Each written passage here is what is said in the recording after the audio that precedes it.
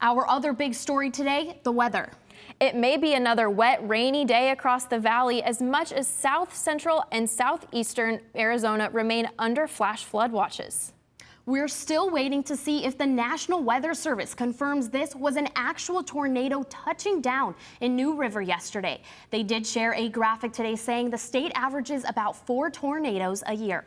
The other major weather phenomenon people are still talking about this afternoon is hail. Antoinette posting this image on social media showing the dime-sized hail that slammed North Scottsdale, and Danny tweeting this video near Camelback in the 51, saying the hail was actually coming into the store where he was ducking for shelter.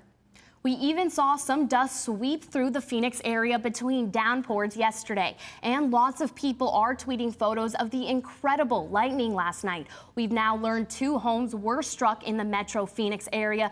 Thankfully, no one was hurt, but check out this close call. Cat capturing the glory of Mother Nature in the Scottsdale skies.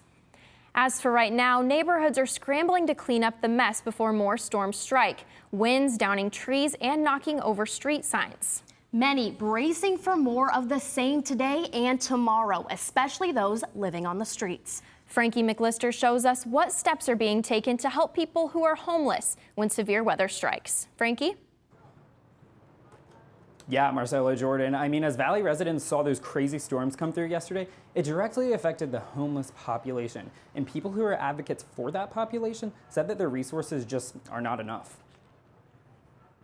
Last night, we sheltered almost 200 people, and a lot of that was because of the weather. As the rough weather closed in on the valley Monday night, homeless shelters were opening their doors.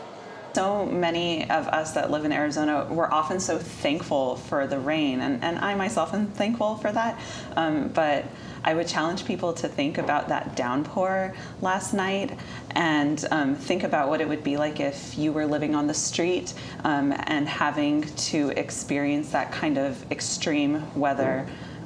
It can be really harsh on someone who has no place to take shelter. According to the latest point in time count, there were just over 6,500 people who were homeless in Maricopa County back in January. That's a 5% increase in comparison to the year before. Advocates who work with shelters say they're being forced to turn people away, even during extreme weather, due to a lack of financial resources. We were able to go up to 275 last night. Tonight, we'll see how many people come. But as we close the shelter down, what you're going to see is people standing at the gate, please, don't close. It's really bad. When we closed the overflow shelter a year ago for lack of funding,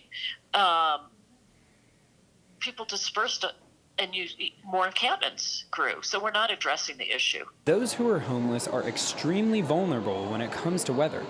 Elements such as triple-digit heat or flash flooding can be a matter of life or death. Weather exposure also means that without shelter, we're risking lives.